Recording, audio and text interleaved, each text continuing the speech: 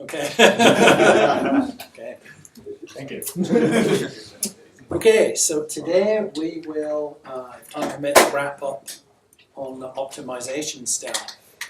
And as I was putting the slides together this week, I was thinking, this is kind of the point of the course is this section, right? It's kind of been building up to get to here so that you can understand this material, because this basically will give you an overview of what's been discovered to be very successful in production, and that's in several different production virtual machines, that are widely deployed.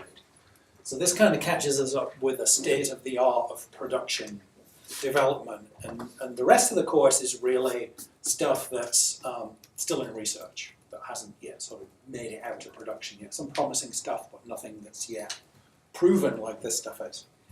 So today I'm going to finish off we started on some optimization techniques.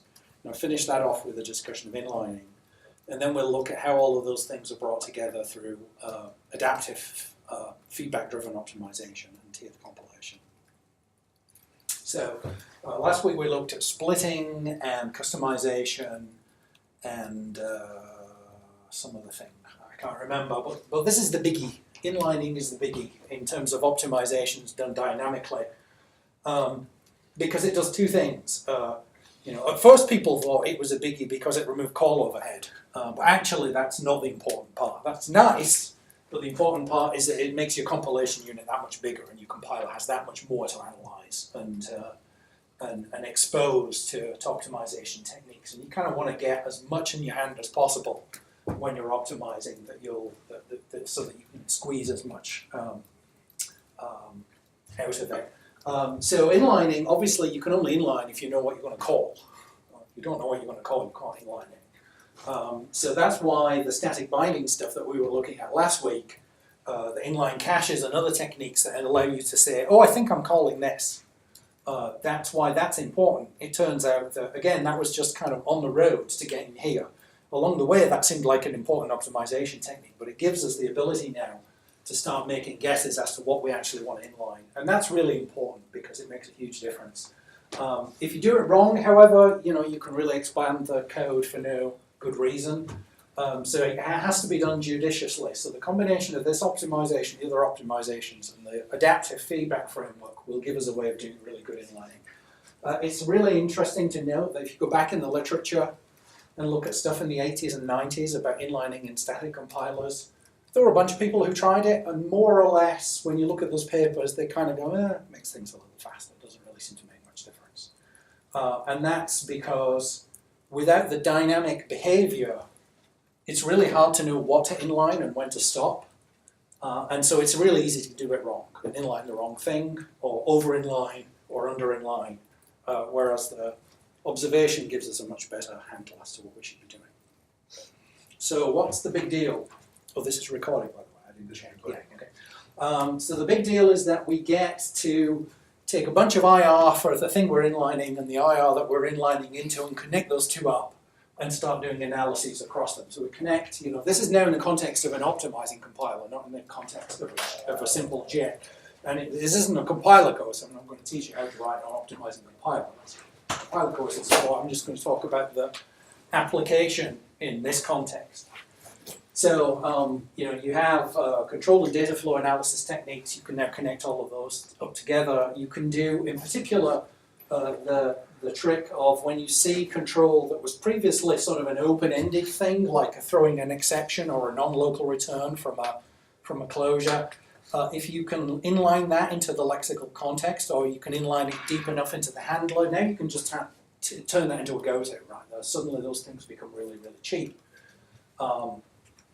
And especially in the context of a closure-driven language, right? Once you inline the closure into its lexical context, you don't really need closure anymore. So that makes a bunch of stuff much more tractable. And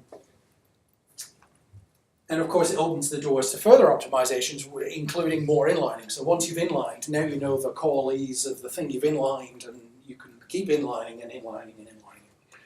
So nothing, I think, works better than an example.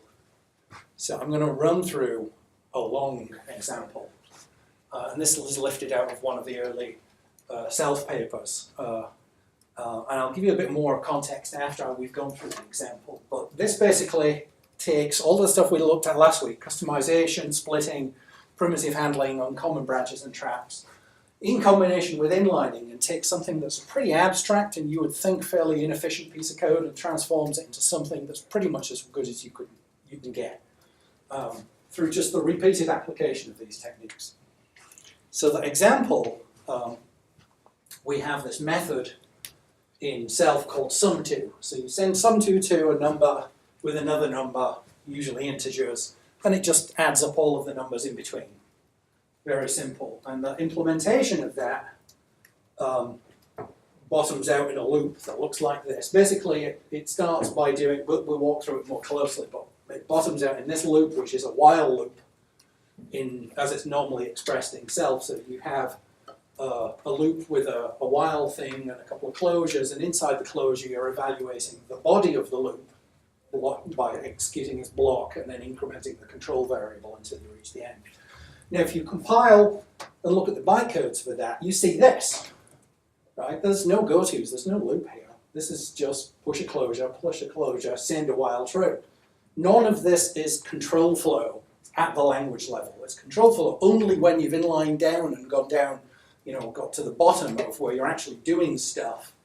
So generating a loop from this is a non-trivial exercise because there ain't no loop here. Right? This while true could do anything, and you can redefine it. So let's walk through the example. So we start off with the sum2 call, and the method for that looks like this. So sum2 takes an upper bound, it has a sum variable initialized to 0, and then it just executes a do loop from self, which is in this case 1, through to the upper bound, adding index onto the sum and reassigning sum. Fairly straightforward. And if we look for the code for to do, which is the first thing we're going to execute in there, it looks like this. So to do just says, okay, I'm doing a more general loop in increments of 1. So first thing we do is we inline that into there, and we end up with something that looks like this. So after our first inlining step, we've got this. We look up what that method does, to by do, and now we're getting some real control structure here, except of course it's expressed in self and closures. So here, this isn't exactly the same as the current definition of this, by the way. This is the one from the paper of 20 years ago. If you look online, it's slightly different. So all this does is says, well, if we're stepping by 0, that's probably not a good idea. That's an error. If we're stepping by less than 0, then we're stepping down, and it has a different version of the loop where it decrements. But I've elided that just because the space is tight. Otherwise, then we have that loop that I showed you on the other slide, which is just going to step through the control variable executing the block that's on the inside, which is this sum get sum plus index block. So we're going to inline that. And when we've done all the substitutions, we end up with something like that. First thing to look at there is the test at the beginning, 1 equals 0. Now you might think, okay, 1 equals 0, false, easy. No. Equals is another message, right? Equals is a message defined on numbers, takes another number, and that tests, calls an underlying system primitive, which is the real definition of integer equality. And if for some reason that says, I can't do this, like for example, the argument isn't a number, then it calls a failure block that's defined at this point. So we're going to inline that. And because we're calling a primitive, then the compiler knows about the primitive. It knows that it has no side effects, so it can call it compile time, and it can get back the false. So now it can, by that next inlining step, resolve that out to be false. And so now we end up with false, if true, if false, and we have to go through the same process. If true, if false is not built-in control structure, it's a definition, and the definition, so it's a definition on 2 singleton objects. One is called true and the other is called false. If you send it to true, then the true block gets evaluated. If you send it to false, the false block gets evaluated. So to deal with this control flow, we have to inline again. And that gets us down through one or two steps. I'm going to start aligning things, otherwise we'll be here a long time, to this, where we've now taken the false block and we're just evaluating it by sending it value. That turns out to be another invocation of a primitive, which is closure evaluation. Once we've inlined that, we can combine that with a literal and say, well, closure underbar value is the same as the code within the closure, and we can get rid of the closure brackets. So we're now down to that level, and we're going to go through exactly the same steps for one less than 0, and I'm going to elide all the intermediate steps. So now we're down to the inner loop, and we've inlined and folded our way down to this. So now we have to deal with the while true, and while true is defined as a closure that loops infinitely. Inside, it tests the condition, and if the condition turns out to be true, we evaluate the body of the loop. If it turns out to be false, we return from this method. So the up arrow is a return here, and it's a return to the caller of the thing of this message. Right? So that would be this, because this is what's evaluating while true. So this return would break out of all of this looping and closure analysis and come back out to right here. So once we've inlined that, this isn't really a block with a return nil, it's really a block with a return to this point here after the invocation of loop. And so that can be replaced with a goto, because that's where it's going. We can get rid of that block entirely. So the next step then is to deal with these blocks. So we have it same as before, a block with a direct evaluation message. By looking that up and inlining, we can remove the brackets. So I'm going to do that in one step. And we get down to this loop. And now we have to deal with the loop method. And the definition of loop on a block is simply execute the block and then invoke this primitive, which just restarts this method. So if the restart can be put in any method, and it just restarts the method it's in lexically. So that's like a go to the beginning. So when we've inlined that in there, and to transform the restart into a go to, we end up with something that looks like this. And I'm writing the non-selfie stuff in italics to indicate, you know, something else is going on in the underlying IR. Okay, so what do we do with that? Now we're going to look at the comparison operator, and here's where we need to do our guesswork now, because the comparison operator, if we looked at that one, we don't know what the type of the argument is, so we can't just fold that and say, oh, we know it's integer arithmetic. We have to do some speculation here. So this is where we split that comparison operator, knowing that comparisons are usually on integers. And we split it into two cases where we're going to test the receiver to see whether it's integer tagged, and if so, then we have to do the comparison with the knowledge that it's an integer, otherwise we still have to do the full send. Well, we can do that again now, making a guess about the type of upper bound and include that test. And now what we're going to do is one more step.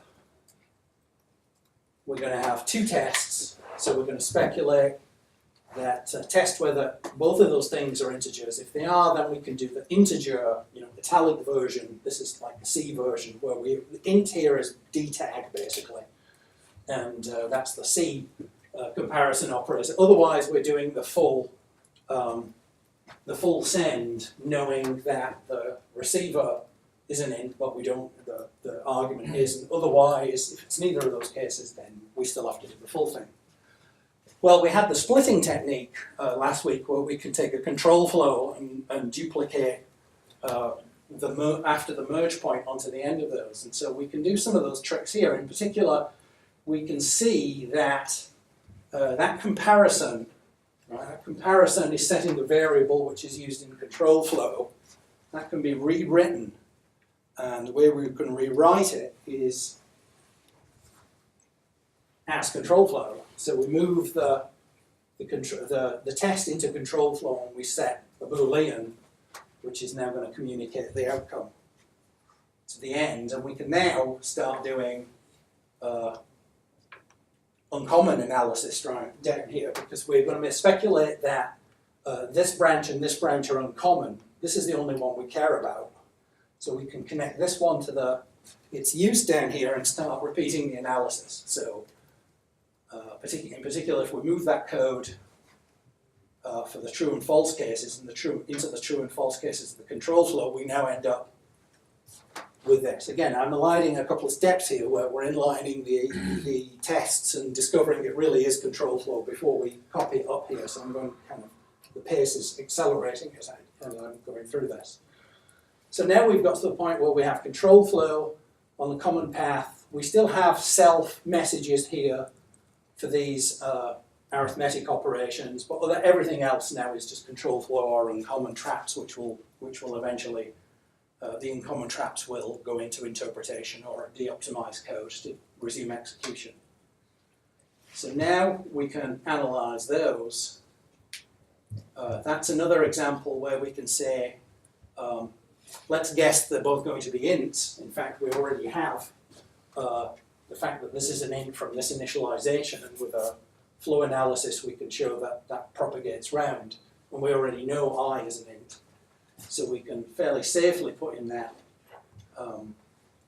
rewrite, and because self has arbitrary precision arithmetic, after the arithmetic we have to test for the overflow and deal with that and convert to a big int if it happens to be a big int. We do the same for the I gets I plus 1. That's easy because we're in the method that can be customized on small ints. So we know I is a small int. The only thing we don't know is whether it's going to overflow or not. So we have to do the same kind of thing there. We can transform it into an addition and an overflow test. And now we've kind of got to the bottom. We just have kind of a ragged control structure. And if you clean up the ragged control structure and reorder a little bit, well, one more step. We know this guy has an integer tag because we're customizing on small int. So that can be elided. Now we're down to this. For the has integer tag here, we can convert that into an uncommon trap, move it out of the loop. So we pull the guard out. So now we've got the test and the trap, and inside the loop we're just doing arithmetic and testing. And with a bit of cleanup of control flow, we end up with this. And if you look at this now, this is kind of as good as you're going to get. Right? It's the only things that are happening in here that are not in the equivalent of what the C compiler emits are because we don't know the type of the incoming argument, so we have to test for that. And we have to check for overflow because the language deals with arbitrary precision arithmetic. So we're going to back out and generate the code for those. And if we did get the overflows, then we'd recompile. These wouldn't be uncommon traps. We'd inline the call to the transition of types. But it's really pretty good at this point. So it's, as the paper points out, it's kind of as efficient as it can be given it's dynamically typed and overflow safe. And that's from a 1989 paper, I think, by Craig Chambers. And this all worked. This is not made up. The compiler actually did this in practice. Yeah. Yes. So during your inlining steps, there were these little things where you have to evaluate, like 1 less than 0, you inline that and you discover, okay, 1 less than 0 is equal to false. Right. So do you have to have a general partial evaluator to do that? So because it bottomed out at a Smalltalk self primitive, which you could tell by the underscore, that has a fixed meaning which is built into the VM and which the compiler can in principle know about. At that point, you can just call that. It also knows which of those things are side effect free. So it knows which ones it can call safely. The integer ones obviously can call safely because they have no side effects. Okay. And so it doesn't have to have a general partial evaluator. It just has to know, can I call it safely at compile time to get the right answer? And the answer for that case is yes. So it does. Yes. What are the cost of these uncommon traps? Like, is there a separate piece of code for each of these uncommon traps, or do they all point to the same thing? So each one of these would be a trap instruction And they have to be different because they have to have different continuations in effect, because if you trap out of here, you're in a different state in terms of what you know about the world than if you trap out of here. So associated with each of these are data structures that tell you what's going to happen, what needs to happen, and that we'll get to that. I'll go into some detail about how that works. What else? Yeah, and here's the reference to the paper. I just lifted the code out fairly directly. Yeah, so some additional comments. It's a lot of compilation for not much code, right? So one of the things that we want to really be certain we're doing is we're not doing all this optimization if this thing's only going to get called once, because that's never going to pay off, right? That's a lot of transformations on IR. There's going to be, probably many tens, hundreds of thousands of cycles in doing that analysis. For if all we're doing is sum 1 to 5, it's not going to pay off. So we'll look at how we make that decision shortly. And that, the remaining side branches are really there now only to deal with the safety issues and to transition into the compiler and do the conversions. Let me see if I can give you a little demo at this point.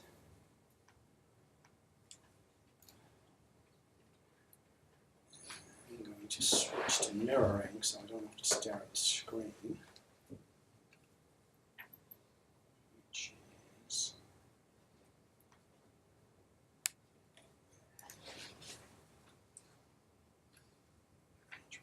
mirror. Okay. There's my little script at the bottom, and what I will do is pull up a terminal, and in this terminal, you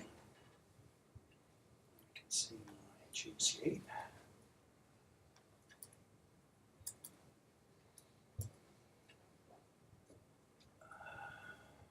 I'm going to go into self, just right here. Okay, so let's fire up the self-em. And this example, unlike the others, is going to be all off the command line, not in the environment, which is fairly unusual, but you're all hackers so by now, so you can do that. Go on, snapshot. Okay, so now we're in the self system. Let's check out the top of the script there. Oops. Okay, so I'm going to turn on, using one of these primitives, the logging of compilations.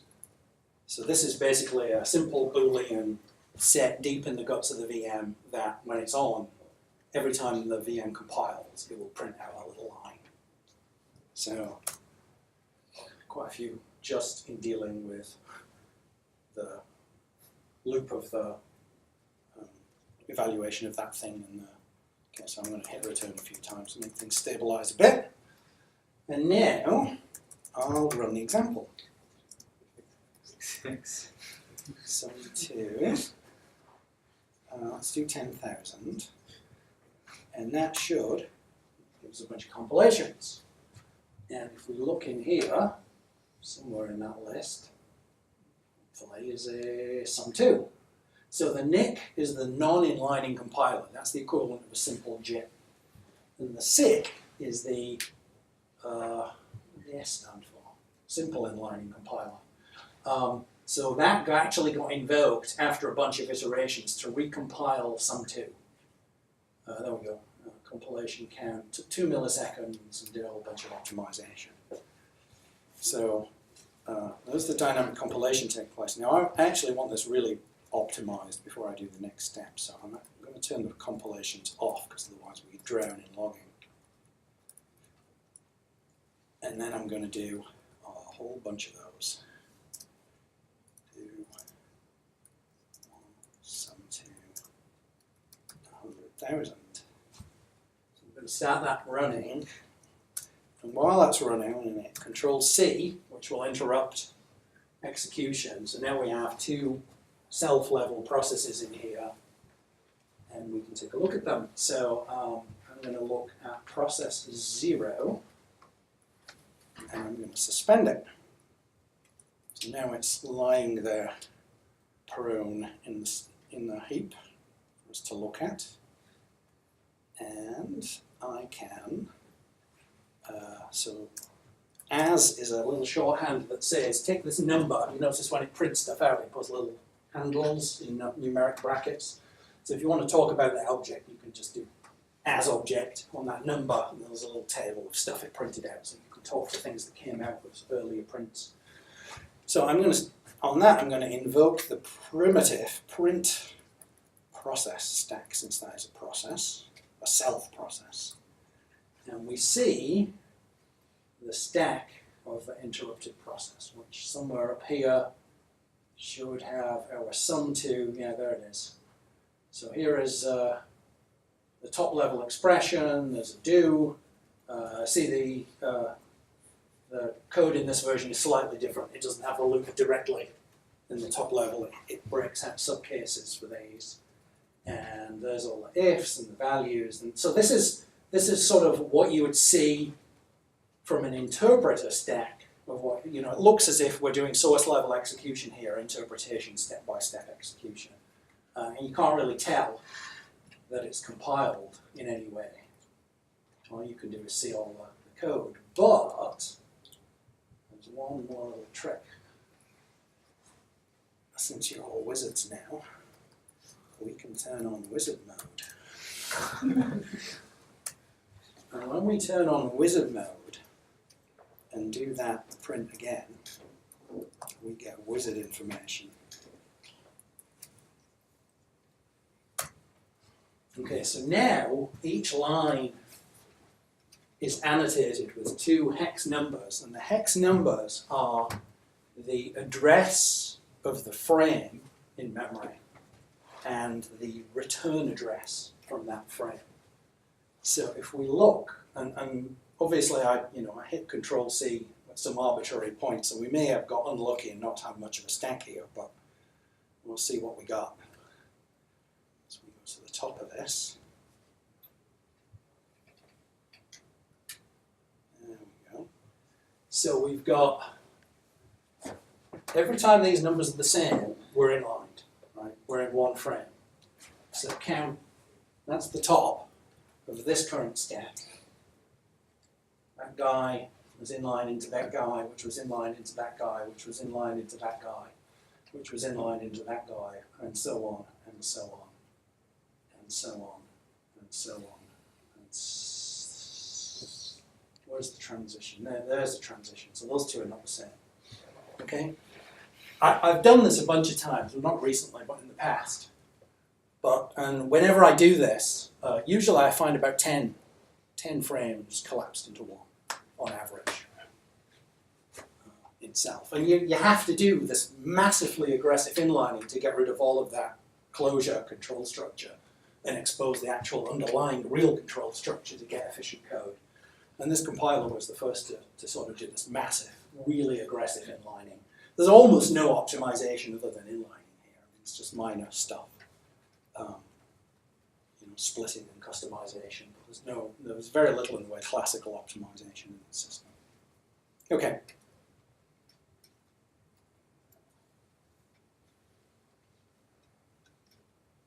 So back out of.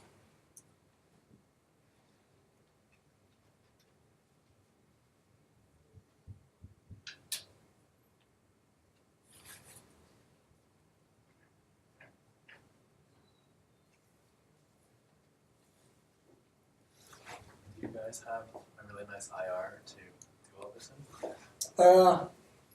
This particular system had a very simple IR that was very close to self-bytecodes. It was not a very sophisticated thing, which was why it didn't do a lot of sophisticated low-level optimization as well. If you look at, say, the hotspot server compiler, then that has a very sophisticated, SSA-like IR called Sea of Nodes. In fact, there was a reference to the paper describing that in in the click reading. And that uses this much lower level IR with much more aggressive optimization than self. It pushes a lot further than self did in terms of optimization. In self, because it did the inlining, that was like 90% of the game. It was right there. You could probably make it a bit faster through heavy-duty optimization, but the compiler writer had to graduate. So. Go on to other things. Okay. So, important thing then, assuming we can now crank the handle on these optimizations, is to pick when and where we apply them. Because if they're implied incautiously, bad things happen. We can't do it in a just-in-time environment because we don't know enough. If you're running the compiler at the point of first execution, all you know is this code is going to be executed once. You don't have any type information in your hand apart from the arguments being passed in. You don't have any patterns to go off to guide your inlining, any history to go off. So instead, what we'll do is we'll run unoptimized for a while with a simple compiler or an interpreter, and then selectively discover hotspots and apply an optimizing compiler. And that's the advantage, is that we can observe what's going on and gather the information that we need to make the decisions very, very carefully. So remember this graph from a couple of weeks ago of simple JIT compilation, where you have an interpreter with kind of constant performance and a compiler where you put some upfront investment in and then you get it back. Well, imagine now, we're expanding the axes. So instead of, small integers now, we're talking hundreds of executions. And what we're going to introduce now is a second level of compilation. So this is the interpreter. This is the JIT, which on this scale, there's a tiny little blip here due to JIT compilation, but otherwise it just looks like a straight line. Now what we're going to do is wait until that's run for a while before kicking in a second compiler, and the goal is for the second compiler to amortize its effort by meeting somewhere down the line the JIT compiler and delivering better performance. And this can be repeated many times, right? You want each of these things to have a shallower and shallower slope. But you don't want to do it if you're never ever going to go out this far. Right? If it's only going to execute, in this example, 100 times, you don't want to pay the price of this compilation. You want to wait until you're reasonably confident that it's going to run a lot and then kick in the compilation. And if that turns to run out a lot, then you might want to kick in another compilation and another and dial up the optimizations if you have them implemented. In self, there were almost no additional optimization levels. The only additional optimization level was to inline even more aggressively, more or less. Slight simplification there. But in Hotspot, or some of these other VMs, then you can dial up the optimizations. Because there are things that you can, like Cliff talked about last week, graph coloring register allocation versus linear scan. When you're out at the far end of the far reaches of this, and you really want to squeeze out the last piece of performance, then you want to dial in the graph coloring allocator. It's going to take a long time to do its job, but you'll end up with very tight code as a result. So to do this well, we need to know where we're going to expend the effort, so what we're going to compile, and then know stuff dynamically that gives us optimization opportunities that we didn't have statically. Because if we had them statically, we should have done them statically. The whole point of doing this dynamically is that you gather extra information that allows you to do a good job. So what I'm going to describe is more or less 20 years old from self, with a couple of little variants that I'll describe as we go on. And it's been deployed successfully. Hotspot is now nearly 20 years old. So it all relies on prediction and this rather shaky assumption, shaky in theory but robust in practice, that the past is a good predictor of the future.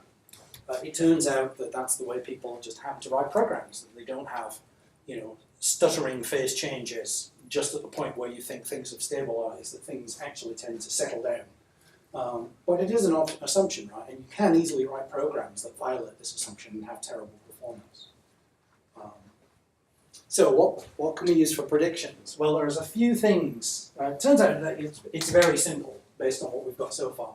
One is you want a kind of a heat map of your code. You want to know where the things are being executed so that you know where to apply the optimization.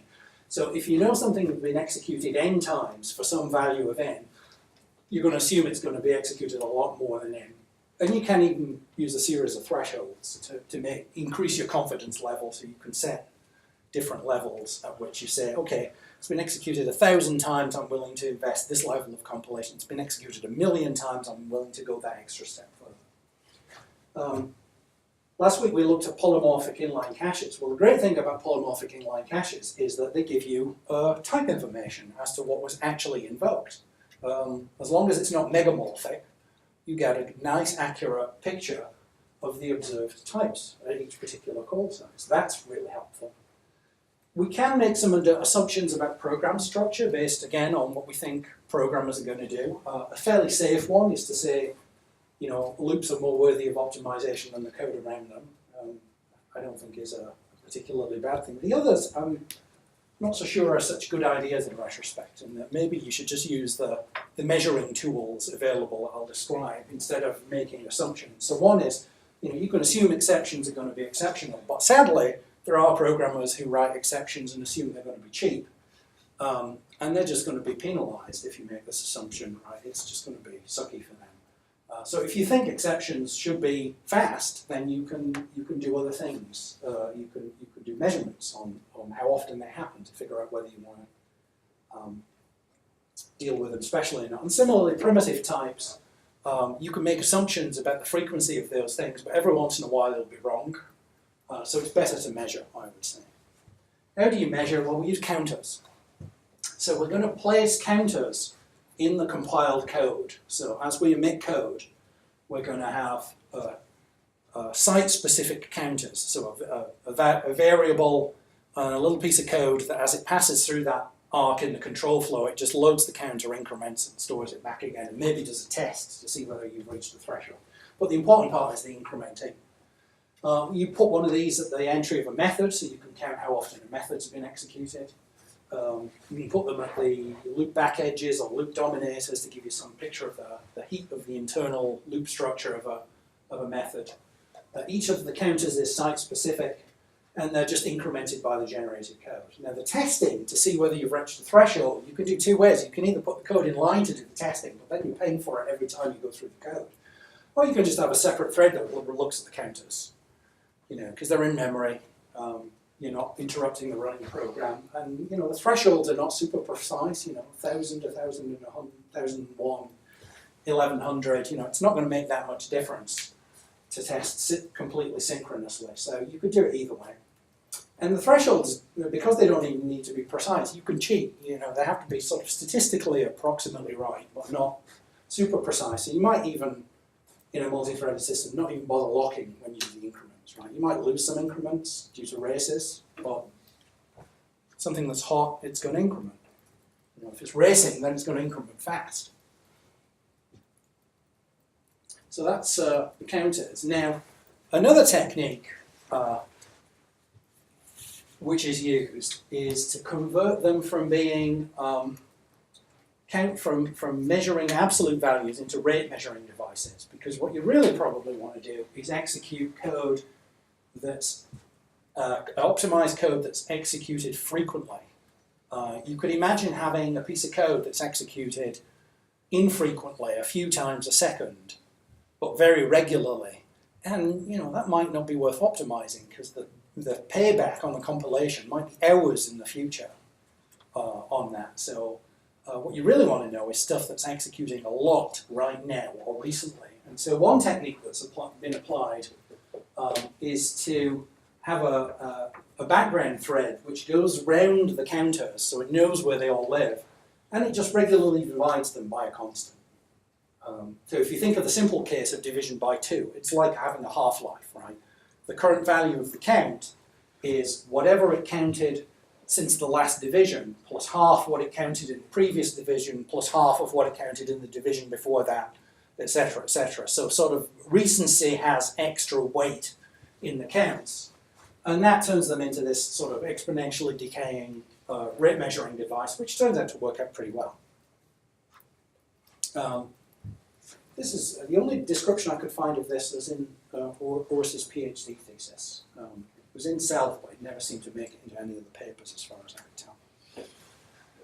Now, if we take the counter idea and the inline cache and polymorphic inline cache idea and combine those two together, we can then use the combination to build a histogram of invocations by type, any call sign. So we count on each of the outgoing arcs from the inline cache, how often that transition was made, and that gives us a type histogram. So just to give you a pictorial view, we looked at this last week where I had a pointer to the lookup routine, in the inline cache, and I patched it to the different methods as it was executed.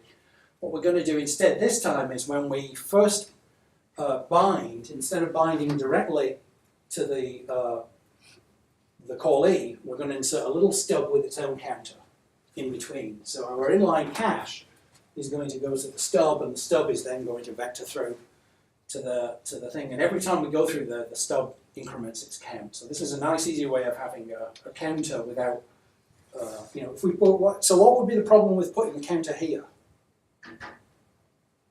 Anyone? It's not site specific. Yeah, exactly. This would count all invocations from all places, whereas we want to count the invocations from this specific site. Now we could, generate a whole bunch of code with nulled out stubs here, but that's going to be very space inefficient. So instead, this technique of just generating these little stubs on the fly seems to work fine. So we keep executing that, and it counts, but eventually it misses, and we generate a pick. And now the pick links to the counter instead of the method, and the new counter for its second case with its own count. And now we start running through there, and that's going to build up a profile of those two types until we miss again, and then we generate a third one and a third stub. It looks like I missed an arrow. Fairly straightforward technique. A little bit of dynamic code generation for these stubs, and you need to have your code cache be able to manage these guys as well as these guys, because they're all part of the generated code. Fairly straightforward, yes? Do you rely upon the inliner to get rid of all this indirection? Well, so yeah, we'll see what we do with this. So this is the way we're going to instrument when we're in the early phases of that sort of climb up the hill. So either while we're running interpreted, if we have an interpreter, we can instrument together this stuff, or we can have a simple compiler that generates this stuff just for the point of gathering it, so that when the optimizing compiler kicks in, it can then look at all this data. Okay.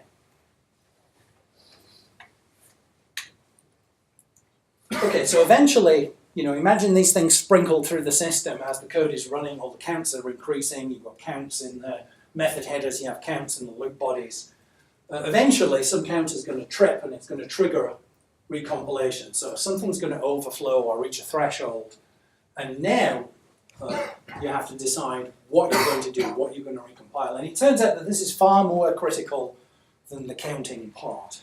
It's easy to get the counting right, and if the numbers are off by a bit, it doesn't seem to have much of an adverse effect. But at deciding what to compile and how to compile is really important. So, one bad choice would be, okay, we tripped in this method, we're just going to recompile in the method that we tripped.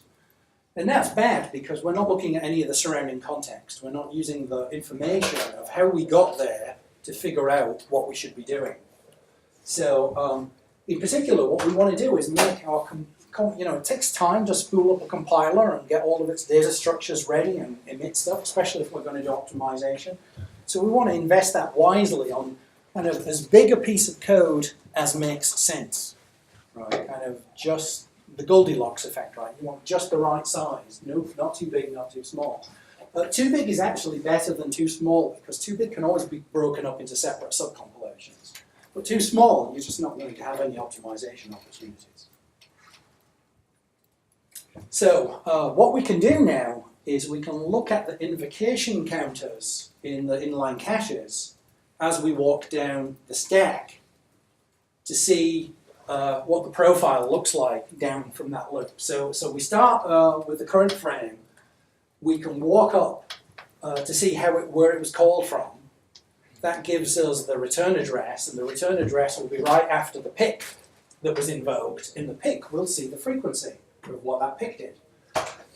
We can go from that guy to his caller and look at the frequency of that edge. So in effect, when you've got the stack, you see the frequencies of the call edges in that stack. And what you want to do is walk along those until you see a serious discontinuity. And there's two kinds of discontinuities, one where it goes up and one where it goes down. Where it goes down is probably the outermost edge of a loop. Right? So if we look at that code that we were doing before, if I hit Control-C and I'd happen to hit here, and suppose this was the one that triggered the compilation, this is actually the first block inside the loop, so this will be the one that triggers the compilation. On the, say we had a 1,000 iteration counter that was tripping, if we looked at this, we'd find this guy was called from there 1,000 times, this guy was called from there 1,000 times, but after that, it's only once. So we can tell from this that the loop is here. Right? This is where the hot area is. So we want to use that to walk up the stack until the frequency gets so low that it doesn't seem like it's worth compiling. But we've gathered enough information that we can now consider all of that for compilation. So at the top, at each discontinuity, we've got a method which we'll use as the root of our inlining tree. That's the thing that will be the thing that gets invoked. And below that, there might just be one, but there could be multiple ones below it. And what we want to do in something like self, what you'd want to do is not stop here necessarily, but you want to look also at the home context of these closures, because you want to inline all the way up through there, because that has a big benefit. So even though this stuff is only executed once, we can inline all the way up to where this block has its home, which is here, and to where the sum block has its home, which is here, then we'll get a big benefit because we can eliminate all the closures then faster. So that's what we're going to do. We're going to chop up the stack into multiple compilation units, one at least, but possibly many. And then from there, we're going to look at every single inline cache coming out of the root method to look at the frequencies of the invocations of that root method. So all the things it calls, how often they're called, and which types. So that will give us a way of deciding how to do the first level inlining. Everything that we find that's invoked a lot on a specific type, we can do inlining. So every can callee is evaluated, and if it looks good, if it's executed often enough, and the size, usually what you do is you compile until you reach some limit. Or you look at the costs of the inlining. If you're inlining something that's massive, that might not be a good idea, but it might still be. The heuristics here are very, very hard to get right. But you want to walk down the stack, gathering this inlining tree and pulling in all of the things that are worth inlining. This is a real black art to getting this right. If you look at the code of the inlining heuristics in any of these VMs, they're impenetrable. Right. They just look like a complete ad hoc collection of decisions, because what's happened is over the years, each little variant has been tweaked for some case or a benchmark or whatever, and it's really difficult to either give a sort of a principled underpinning for how these things are structured or to understand how it works. One of the things we recently did at Oracle was I had an intern look at replacing that heuristic with a decision tree generated by machine learning, which was kind of an interesting technique. It held a lot of promise, actually. There's a reference to the paper in the bibliography. But there's scope here for making this more easier to develop and more robust. Okay, so for each inline method, we're going to evaluate its callees in turn until we max out something. We decide either it's not worth inlining any further, or we've got such a big thing that we're going to compile that maybe we can't do register allocation on it or whatever. Again, it's a bit of a black art because you really can only evaluate the decision after you've done the inlining, but you don't almost waste time inlining things that you then decide you're not going to inline. So trying to decide how to predict, how to evaluate something as a candidate without actually doing the work and paying the price is really difficult. Okay, so finally, for each of these compilation units, we have a tree of methods that we're going to is our inlining tree. And then once all of those are connected in the IR, we can then run all the classical optimizations on them. So, common sub-expression elimination, all that usual stuff. And we can use the type and invocation counts on the internal edges to make decisions as to where we're going to allocate the resources. If we're going to preferentially allocate registers down one particular path versus another, or we're going to place something so that it falls through, so the slower things are out of line and the faster things fall through. We can use all of that data to drive those decisions. We don't have to be using guesses all the time, as in a static compilation environment. And then the last thing we're going to do is inject these things called save points, which need to be there either to facilitate the garbage collection, which we talked about a couple of weeks ago, the ability to be able to find all the pointers at selected places in the code, or for debugging and de-optimization, which I'll explain in a short while. We're doing on time. A couple of optimizations that are useful in this context. So one goes under the fancy name of class hierarchy analysis, typically used for statically typed object-oriented languages like Java. And the idea here, this is a very simple idea, it's kind of amazing that you can drag this out into a paper. But the idea is, we have a hierarchy. Suppose we have a method here, P, that calls another method, M, on this. We look here, well, there is only M, there is no override. So we know that this call must be calling that method. Right? You can do this, you can add type Greek around this and make it into a fancier thing, but the gist is, at any point, can there be only one candidate that it's calling? If it's that candidate, then it's got to be that, right, in statically typed language. You don't get type errors, so it can't be a type error. In dynamically typed language, it can be a type error, so you can't do this. But in the statically typed language, which we can eliminate a whole bunch of virtual calls and de-virtualize them into simple calls based on this observation. Now, there's a catch here, which is if you're in something like Java, as the program's executing, I might load a class down here which suddenly has a definition of M, and now that optimization was no longer valid, and we have to make some changes. But that will be the point of the de-optimization we'll cover in a few slides. The other thing that's really useful to do when you have a big enough code region is escape analysis. And the idea of escape analysis is we're going to take the region of code that's under consideration, look for the allocations of objects in there, and try to see if the object does not escape that code region. And if we can determine that the object, never has any references leak out of that code region, then we don't need to do a full heap allocation, right? We don't need to put it in the heap. We can just put it on the stack, or we can call an explicit free thing if we want to get rid of it, or in fact we can go even further than that. So the current state of the art is to do what's called partial escape analysis, and that basically analyzes all the paths and says, down these paths it does not escape, down these it does. So down those paths we're going to put the code that makes objects and converts the things to real objects. But down the other paths, which we know from the statistics are frequent, then we're not even going to allocate the objects. So here's an example. Here's a piece of Java. So in this code we make a key and we compare it to some static. And if it's true, we return some other static value that we've got. Otherwise, we go and call some more general code. And we can see from this that if we go down this path, this key does not escape, right? It's made, it's tested, and then it's discarded. So the escape analysis optimization can rewrite this code into something like this.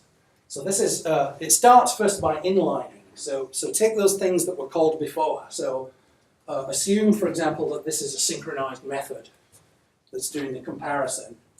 We're going to inline it with a synchronization on it. We're going to inline the constructor. So we have explicit allocation and construction going on here. Now the escape analysis can look down this and say, okay, I make this thing here, down this path I'm going to dispose of it. I know I've never given a pointer to it to anybody else, so no one could possibly be accessing it. So I can remove the synchronization because I'm the only one who has it. And now down this path, the other path, I have to generate the code for the allocation. So this is what that gets transformed into. So we grab the reference from the static, we do the comparisons, and we return without ever making the object. Right? It's just not there. This idea of taking the object and deconstructing it into its component fields and just using those as if they were scalars is called scalar replacement. So we've done three things here. We've removed the allocation, we've done scalar replacement, and we've elided the lock. All of those are benefits of escape analysis. This example is taken from a recent paper on partial escape analysis. It's in the bibliography. So we, as I said, convert heap allocations to stack allocations, although in practice nobody ever seems to do this much. Usually you just go to, if you can, all the way to scalar replacement. Either way, you're reducing load on the garbage collector. Right? There's one less thing for the garbage collector to have to reclaim. And you get to align locks as well. Okay, so I think we take a break there. Patrick will talk a little bit about the GC exercise, and then we'll look at de-optimization after the break. Are there any questions? So for scalar replacement, do you have to do partial inlining as well? Because before you pass the object as a whole, you're passing. Yeah, so it sort of relies on you seeing all the component fields and have them manipulated down the non-escaping paths. So if you ever have to pass a reference to the object, well, then that's an escape, and you can't. Okay. Yeah, then you have to really make the object and pass the reference. What you want to do is inline all of the stuff down the non-escaping path, so that sort of all of the field accesses are exposed. Okay. All right, 10 minutes.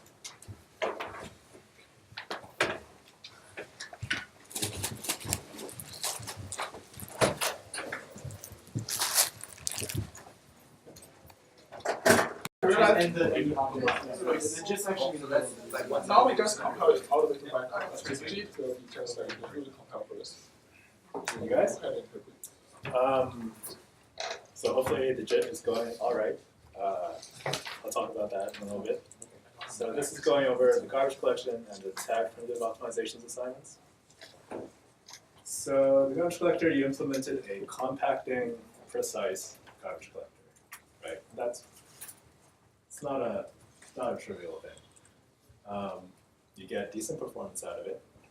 So when you profile the Sudoku 2, on average you guys are getting an overhead of like 2.4% spent in garbage collection compared to running the program, right? That's pretty good. So I looked through the code for the GC.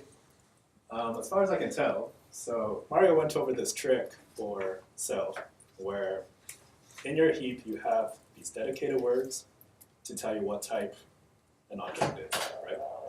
So if you just get a random pointer to within the heap, you don't know whether it's one of these special words or whether it's an actual pointer to something else, right?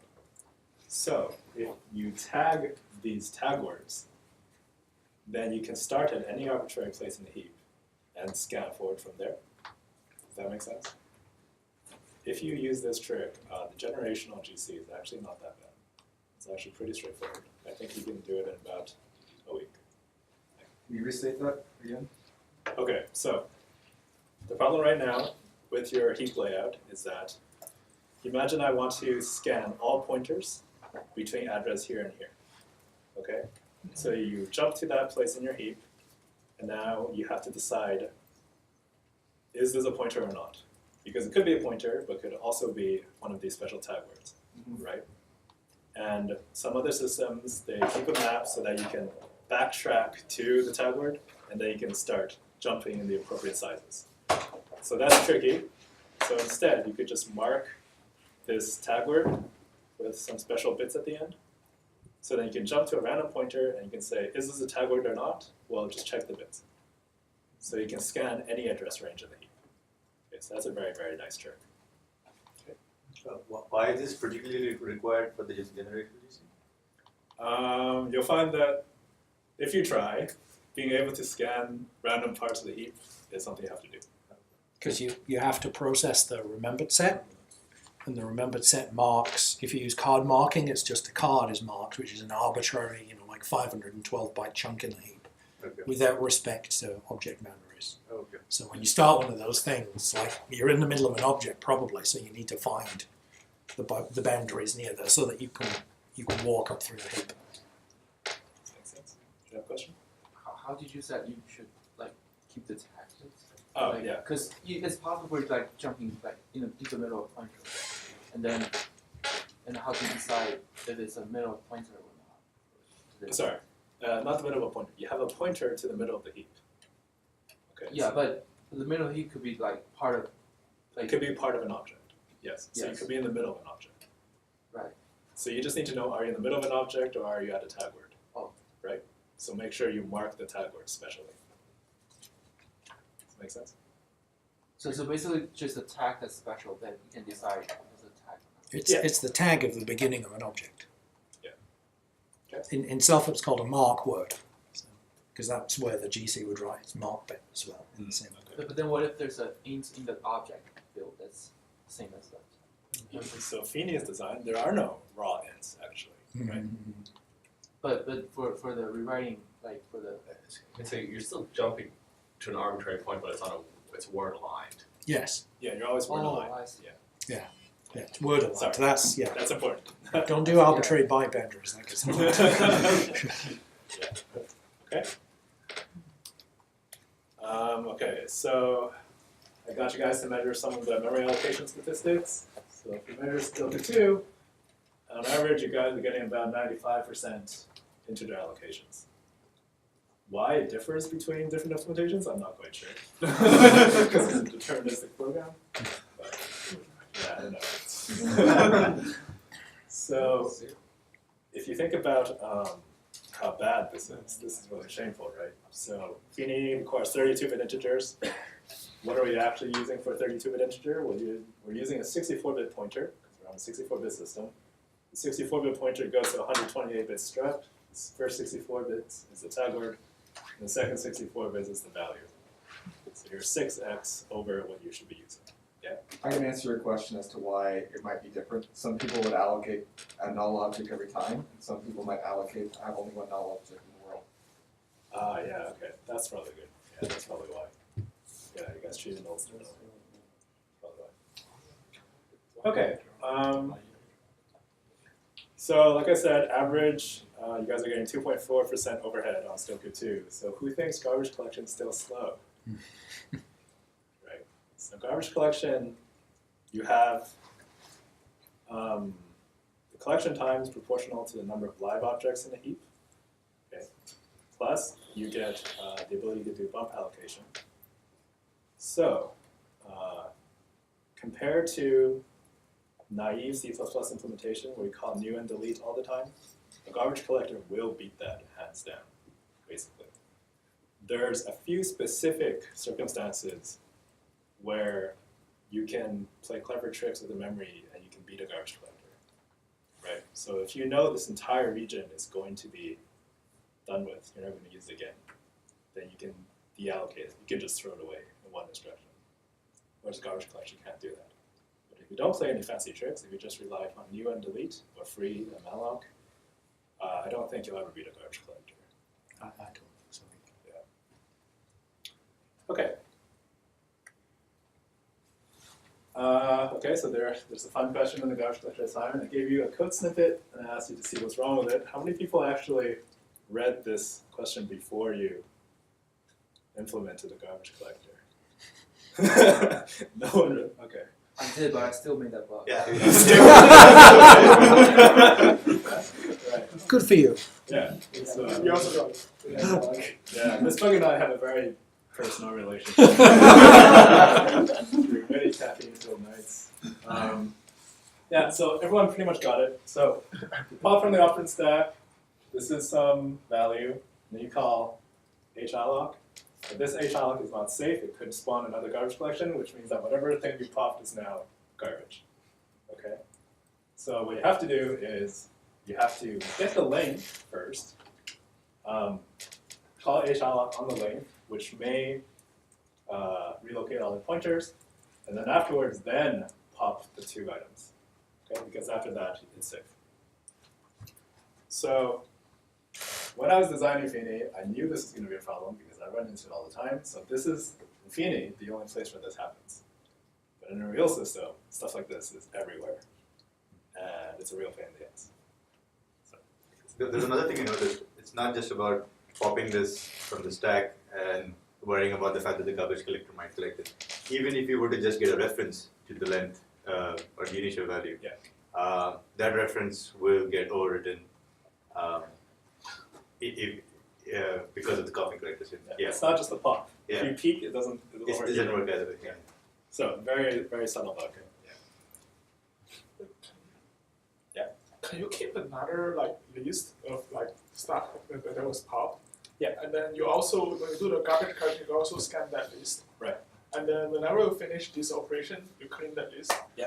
So often when you program a real system, you have like a separate list called your additional routes. It's like a stack. Yeah. And then there will be an API called add route, delete route. Okay. Okay. And then So it you is do like- this. But then if you forget to add route, It's garbage then collector. There's a possibility it's garbage collector. and if you forget to delete route, then no crash happens. You just slowly run out of memory, which is even worse. Okay. Is that, So, go ahead. is that a solution that FFIs use? So in C++ VMs, a trick that I've seen used is to define a new C++ type, which the constructor takes the pointer that you want to register. It links that cell into a linked list for the garbage collector to find them, and then use the automatic destructor that C++ will invoke at the end of a method to clean that thing up when you lose the stack and delink it from the list. So you can't forget to remove it from the Yeah, list. that's better. That's better. I can show you the code for that with a couple of minutes in emails. That's pretty nice. What if you can scan the implementation languages of current stack What and is see what's on that? And then if that's actually on that stack, then you can recycle it. Yep. So if you can scan the implementation, the host languages stack, then this becomes much easier. Yeah. Assuming it will give you the type information In general, and that it's yeah. true. In general, you have no idea how they lay it out. Okay, so it's not possible in general. However, there are a few systems that do it conservatively. So you scan the host language stack, and if you see anything, any number that points into your heap, you assume, okay, this is probably a pointer, Right. and you do that. But Mario can tell you the The- pitfalls of conservative function. We'll go into conservative. Yeah. I'll stick a knife through the heart of that next week or the week after. Okay. Next question was, you guys implemented it in the bytecode interpreter. How hard is it to do it in the AST interpreter? The answer that most of you got is that it's super hard. It's much easier to do in the bytecode interpreter. Okay, and this is why. So this is the AST interpreter code, and a lot of you have code that looks kind of like this. So this is for the set expression. So the first thing we need to do to evaluate the set expression is we need to evaluate the thing we want to assign, right? So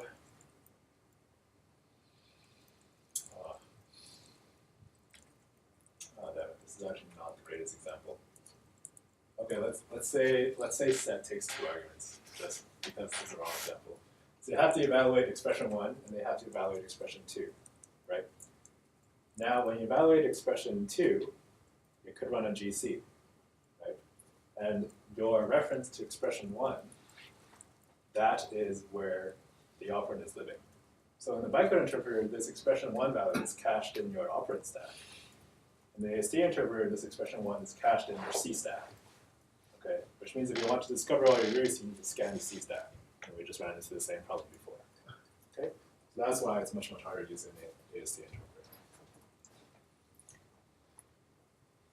Okay, then I went through a few just performance characteristics. This one is you allocate one gigantic array at the beginning of the program, you do a bunch of operations on it, and the program ends. Okay, so the array is live for the duration of the program. So if you run this program, what will happen is you might have a bunch of very short-lived objects that trigger garbage collection all the time. What will happen is this humongous array will be copied back and forth, and back and forth. Okay, so that's clearly kind of a waste of time. So often systems actually deal with allocating large objects and small objects differently. And they set different thresholds for large and small objects. Alternatively, if you use a generational GC, then the array will probably be put into the old collection fairly quickly, and then you won't touch it anymore. Okay. So this is a prime example for where the generational GC is useful. If you allocate a big array with just integers in Fini, maybe you're doing like number crunching code, right? Then first off, it's not a simple array, it's an array of pointers, right? So you have no locality that way. Second of all, every time your garbage collector runs, you have to scan through this array, right? Which you wouldn't need to do if you actually had a primitive array construct. So my hypothesis is that this is probably why Java has primitive types, which is like how else you deal with arrays so nicely. That would assume a lot more about the implementation skills of the language designers that are willing to give them credit. It would be a good reason for Yes, primitives in it your would be. language. Yeah. Okay, so the first two people got, not that many people got this one. So this one is, you run your program, and your program manipulates many long lists, linked lists, okay? So for example, let's say I write a loop, and I just allocate many linked list column cells, okay? Then, because we're using bump allocation, all of these column cells are one after the other. They're all contiguous. So before garbage collection, this list is still very nice, okay? However, your garbage collector basically does a breadth first traversal, right? It's using the free space as a queue, essentially. So if you have many linked lists, what's going to happen after you're running a garbage collector? Well, it's going to take one element from the first list, followed by an element from the second list, followed by an element from the third list. And after it's gone through all of them, then it's go back and put another element, and then another element, and another element. So all your lists are precisely interleaved. So it's about the absolute worst that can happen. Right? It's worse than random. It's the absolute worst case. So there are depth first GC algorithms to deal with this. I don't know if Hotspot uses any. It's not common because of the stack issues. As soon as you go depth first, then you have to build a stack, and unless you're going to do the pointer reversal thing, Right. which you can't do concurrently. Oh, okay. 'Cause Yeah, so there are algorithms. I don't think they're very common. If you go to generational GC, I think it's also not that big of an issue anymore. Because the mark sweep. Well, the old stuff will only get moved once. Yeah. And then it just gets compacted after that usually. Okay. So anyway, so this is one thing that's bad with your collector currently. How do they actually solve this? How do you solve this? Yeah. I mean, if it's not integer, it's like some linked list of objects. So your collector right now does a breadth first traversal. Right? So You do could write a collector to do a depth first traversal. But in general, when you write Java code, you don't have a restriction of whether you can do linked list of integers or linked list of. I mean, that's a garbage collecting anyway. So how does Java? Sorry, could you repeat that? I mean, for example, how does like Java do the garbage collection for linked lists? Java just does the same thing you guys do, actually. Yeah. So which means if you have a linked list in Java, that's pretty terrible. It's unlikely to be contiguous. It's unlikely to be contiguous. So if you have a linked list in Java, you basically assume you have no locality. Similar thing you should avoid in C++. There are some GC techniques that try to reorganize during compactions, and will try to move things that are referenced close to each other. Okay. So not breadth first, but some other scheme, because depth first also isn't ideal Depth first has its own problems with things Right. like hash tables. Something like a hash table, you want to go breadth first at the level of the keys, but then depth first beyond the keys. That's true. Yeah. There are All techniques. heuristics, Yeah. Okay. So the performance complexity, I told you, your scavenging garbage collector takes time proportional to the number of live objects. Okay. So if your program allocates, like Sudoku does, if it allocates gigabytes upon gigabytes of data, Sudoku 2 allocates, I think, 16 gigabytes in total, right, from when you benchmarked it. Because they're all very short-lived, when the time the garbage collector runs, there's very few live objects. So the collection is nearly instant. Okay, so that's very important. This is not true for all garbage collection techniques.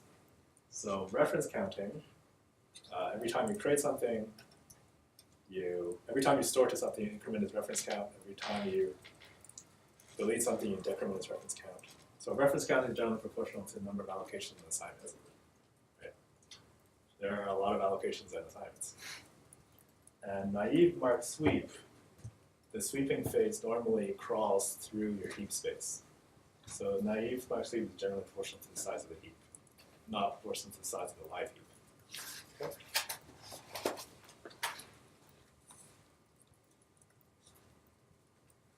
Okay, and then when you're designing an FFI for Feeney, if you pass out a pointer to a Feeney object, if Feeney runs a garbage collector, then this pointer is meaningless, right?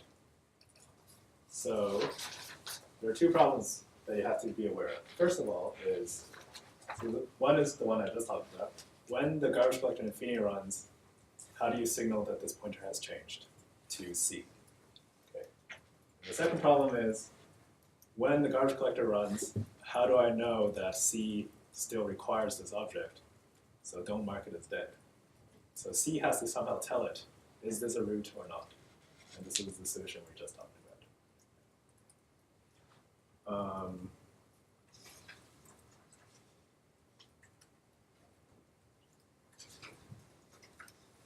Yeah, okay, that's all I'll say with that.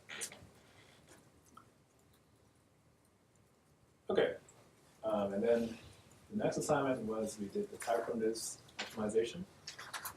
So there's way less memory allocated in total. Probably no one should require a garbage collection call anymore for a 1 megabyte heap. So I hope everyone still stress tested it because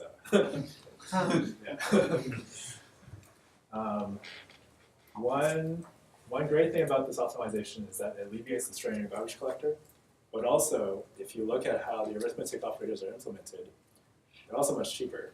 Whereas before it required several memory loads and memory stores, now most of the primitive operations can be performed directly on the tag representations. Right?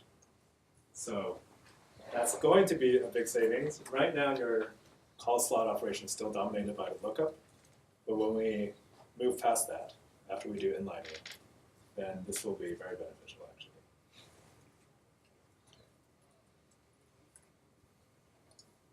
Implementing multiply. There were two different ways you can do it. The better way is the first way. Okay.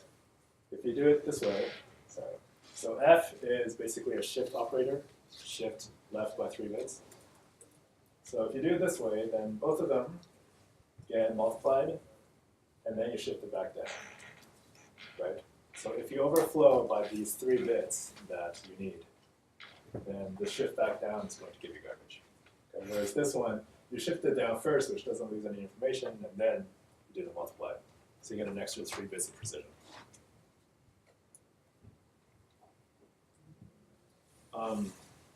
This one's just a bit hacking trick for doing the comparison operation. So Feeney requires when you do a comparison operation, if it's true, it has to return 0. If it's false, it has to return null. Okay?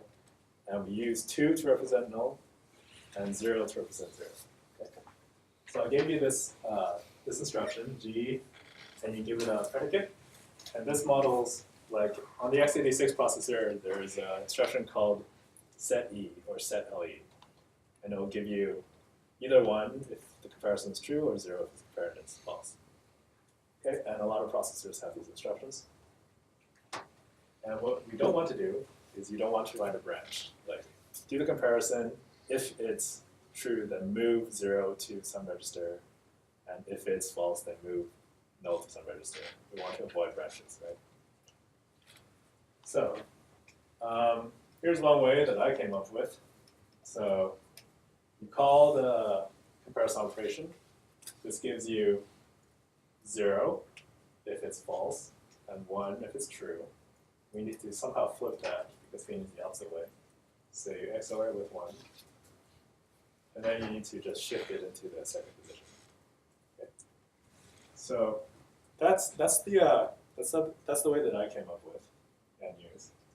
And then I noticed that some of you came up with an even better solution, which is if you know this operator at compile time less than, right? You can actually just compile that into a greater than or equal to operation and multiply by 2. So I thought that was extremely clever, and I didn't think of it. So I gave everyone an extra point for that. Yeah. Okay, so those are the assignments. For the JIT, people have some questions. One thing I want to emphasize is that for now, you're not really writing a just-in-time compiler. You're writing an ahead-of-time compiler. As in, you're going to take in the program, and going to generate every instruction for every function all at once when you start the program. Okay? And then you execute the instructions. After you get this working, then later you can delay generating instructions until after the function is called, or even after the function is called a few times. Okay? And that's just bookkeeping and hacking. There's nothing too difficult about it, but it's something you do later. Okay. Okay. Is there anything particularly tricky that people are running into for the JIT? Okay, great. I have a question on tag primitives. How do VMs like hotspot use tagged integers, especially if they're like, for example, tagged longs? If they're 64 bits, then you can't. Hotspot, Java statically typed. There's no tagging in hotspot. Oh, okay. If you look in V8, Yeah. V8 tags because JavaScript is untyped. So notice I think even self has tagged integers. Self has Yeah, tagging, yeah. yes, that's right, because it's untyped. But then, for example, in Fini, the semantics said the integers could be 61 bits long because you're using 64-bit Right. machines. But I'm not sure if self or. So in JavaScript self, is that. small integers are 30 bits. Oh, It's a okay. 32-bit system, so 30 bits is the small integer range. V8, I think, uses 64-bit arithmetic, although it tags Don't they use 32-bit floating ints. point Yeah, in so JavaScript numbers a floating point, basically. But it tags the cases that are integers and uses integer tagged operations on those to make things faster. So it doesn't have to do floating point all the time. So 61-bit integers are kind of weird, right? So most of the systems I know that use tagging have arbitrary precision arithmetic. So after some point, it just It is overflows into an object. into boxed. Yeah. Yeah, boxed arithmetic. Which is okay. So for correctness, it's nice. For performance debugging, it's kind of annoying, right? Because your program never crashes; it just runs slower. On the other hand, you know there are no overflow errors. You know, Correct. there's a common mistake in C. You can have 62 bits, right? Sorry. You can have 62 bits of integer. It doesn't have to be 61. It depends on your You can use the tagging last 2 scheme. bit to do the tagging. You're using last 2 bits. That's fine. I think in the assignment I just said 3 bits arbitrarily. So you have 64 bits. Yeah. 3 is common on a 64-bit system if the pointers is Well, 8 byte line. Right. So you get the 3 bits that go around of a pointer that you can mess with. Yeah. Okay. We're just using 3 because we have 3. Right, yeah. So, talks about all of these things that you might want to do in a tiered compilation system, some of which, like inlining based on class hierarchy analysis, you might have to undo if the program changes or if your assumption becomes invalid. And so dynamic de-optimization is kind of a catch-all technique to deal with that. It's this fairly big power tool that lets you, when implementing, make these speculative compilation assumptions and then sort of record when you've done those and back out in the event that you got it wrong. So, so Java class loading is a good example of that. If you optimize based on the current state of the hierarchy, you can make assumptions that would become invalidated when a new class gets loaded. And in general, you want to make speculative assumptions because without some amount of guessing, you end up with very suboptimal code. So we need this way of recovering the state of a computation. So suppose we have a method something like this. We have a method m that calls foo after setting a couple of local variables, and then foo calls bar and baz, passing on at those variables. And baz is just going to do some simple addition. Let's assume this middle call to bar is some big horrible thing that we don't want inline. So when we compile this, it's perfectly reasonable for the equivalent machine code for m, which I'm going to call m prime, to be a call to bar and a return of 7. Because we see the 3 and the 4, we can do the propagation and the inlining and the constant folding and all of that stuff. And finally, we have the 7, and the inlining tree to get there would look something like this. So we've got baz inlined into foo, inlined into m. So that's all well and good. When we run that on the stack, we're going to get a frame for m prime, which says, okay, we're in a call to bar. So we run this, we call bar calls something else. And let's suppose our something else, we're in either a language with class loading or worse still, a language with reflective programming operations like Smalltalk or self, and that rewrites this method to do a multiply now, okay? Which is fine, right? You can do that when you're debugging, and you can do that debugging in most languages and which support these kinds of techniques. But in some languages like Self or Smalltalk, it's supposed to look like an interpreter. So while we're out in here, we can call eval or some other operation that redefines a method. So now we're in the middle of this frame. We're about to return 7, okay? But 7 isn't the right answer anymore. How do we get out of it? And that's what dynamic de-optimization is. It gets this situation, it gets us out of this. And it's just a systematic way of doing that.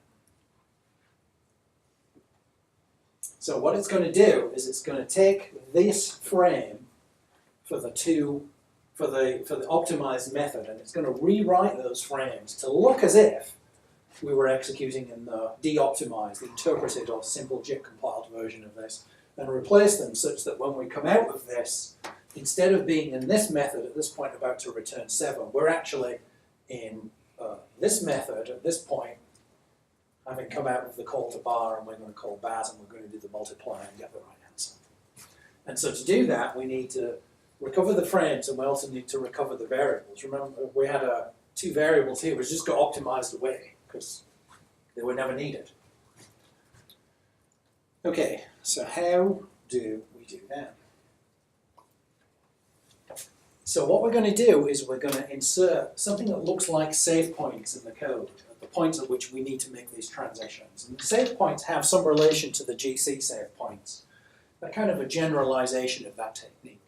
GC save points are so that we can just find the pointers that we need to live information, the roots that are on the stack. In this case, we need more than that. We need not just to know whether something is a pointer or not a pointer, and if it's a pointer, the value. We need to know all the values. So it's not just pointer information, it's scalar information too. And we need to know which values those things represent in the execution. So the common technique is to have a canonical representation of execution. So if you have an interpreter, the interpreter is the canonical representation. That's the thing that's kind of ground truth that says, what you would do. That's the reference implementation, if you like. Or if you have a simple non-inlining, non-optimizing compiler, you can use that too, because there's a simple one-to-one correspondence between the locations of things on the stack and the values in the original source program. But whichever it is, I'll assume interpreter for the most part. we're going to take the program and we're going to remap it as if we were always executing in the interpreter. And that's called a de-optimization. We're going to take the optimized frame state and we're going to map it back into an unoptimized state. And we need to figure out where we're going to do that and what we're going to do. So each point where we do that, a deops point is a value of the native PC. This is a program counter that corresponds to some source program location. Source program locations usually indicated by a virtual PC or a bytecode index into a bytecoded method. And what we're going to do is we're going to, for those 2 points, we're going to connect them with a data structure and enough information that we can take the running optimized form and convert it into the unoptimized form at that point as if we were in there all the time. So we need to keep track of the stack of inlining points at every de-optimization point. So at any particular point, because of all of the optimizations we did before, that point could represent a method inline into another method inlined, etc. And so we need to keep a track of that. And within any method, that induces a tree, because at each inlining point, you can have multiple inlinings take place. Within the top level method, there are multiple inlinings. So there's multiple across the method and down at each inlining point. So we get a tree of these things, which if you read the debugging dynamic through dynamic de-optimization paper, they're called scope descriptors in that paper. More recent stuff calls them frame states. But it's basically a description of what the interpreter stack frame would look like at that point. And so it has all the variables, and for each of those variables, it has another data structure that says where to find it in the optimized state. Is it in a register? If so, which register? If it's on the stack, what's the offset from the frame pointer that you have to look at to find that value? That's all you need. Now, some of the values might have got optimized out completely, and they're just constants that just got folded. For those, we're just going to keep the constant value as if it were there, but in the descriptor. It's not on the stack, it's just in the descriptor as a literal. And if we're going to do debugging, or we're going to allow reflection on the frame, which allows us to look at all of the variables, then we probably want to keep values that the programmer thinks are there, that are otherwise dead, just so that we don't confuse the programmer. So when you open a debugger on a method, if the method has the use of a variable, but the variable doesn't get used beyond the halfway point, the compiler's probably just going to remove it at that point. It's not going to keep the value around. But for debugging, we want to keep that value around to give the illusion that it was there all the time for the debugging, or to do the transition into an optimized code. But if you don't need debugging or reflective access to dead values, well, they're dead, right? They were dead before, they're still dead. So you can remove them if you want. So where do we put these things? Well, obviously we're going to have to put them at any point that we explicitly know that we're going to recompile. So, for example, if you have an uncommon branch or an uncommon trap, there's basically an entry into the runtime system that says, I give up here from the point of view of this version of the compiled code. Take it from here and do what you need to do, and at that point you need to recover all of the state so that the runtime system can pick that up, recompile or reinterpret or whatever it's going to do. So that's easy. You also need them at any place that can invalidate an optimization. This is very language specific as to where these go. An example in Java is you have parts in Java code where you reference a variable of some type that you haven't loaded yet, right? The class hasn't yet been resolved, and the resolution can cause classes to be loaded, and loading of the classes can invalidate optimizations. So at a point where you have class resolution that hasn't yet taken place, that's going to have to be a de-optimization point, because you don't know what that's going to load, and it might invalidate your optimizations. Other languages have other places where that has to happen. Just like the GC save points, you have to have them at call sites too, because you have to be able to de-optimize something that's on the stack when it's not at the top of the stack. Everything, except the top of the stack is going to be at a call site. And implicitly, you get them for free at method entry, because at the point where you enter a method, all of the variables are in known locations by the calling convention. You don't need an extra map. It's there sort of by calling convention as to where to find them. So those are all the places you need. And then an additional one that most systems employ is to put a de-optimization point in any loop that might be unbounded looping or very long looping, so that there's an opportunity to de-optimize that stack frame before it runs for minutes or days or something. If the loop is bounded or short, guaranteed short, or it has one of these other things, it has a call site in it that can't be avoided in the loop, then you don't need an extra de-optimization point. You can do the de-opt at the call when the call enters the method, the thing that's being called. So you sprinkle these things through your IR based on the rules. Notice we've also got GC save points that we need as well, and they often coincide because they produce basically the same information.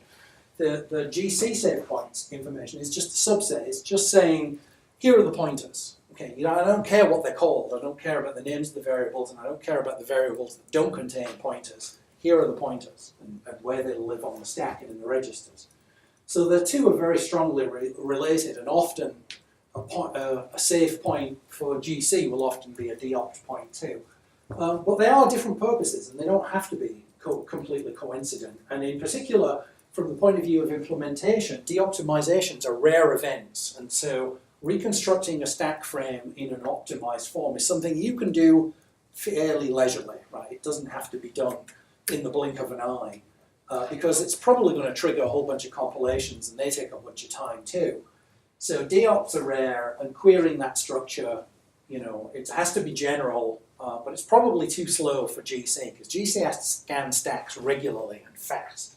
So usually the GC info is just kept in a separate, more summarized, more easily accessed form. So how do we do this? Let's consider the easy case first, where we're just de-optimizing the top frame on the stack. We have a frame, it has a bunch of variables. There are other variables in the source program, but they've gone from this. And this is in fact the optimization by inlining of several other frames. So what we're going to do is we're first going to copy this frame off onto some other piece of memory so that we can start unpacking it.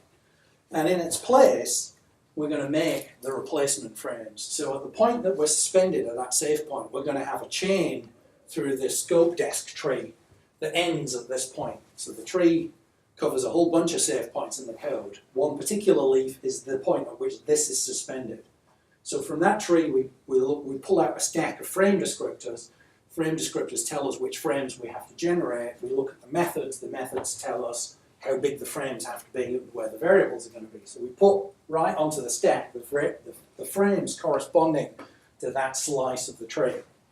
And then what we're going to do is we're going to copy across the values using the name descriptors in that tree to locate the values here, or the cached ones that were optimized away that are in the debug information that we're accessing to do this. So that's going to take those and the other things, and it's going to sprinkle them through these frames. So some are coming from elsewhere and not shown, some are coming from here, and we're going to put them in there. And now we're done, right? All we've got to do at this point is write in the return address. So this guy, the return addresses of the intermediate calls, and we're done. I have to repeat my animation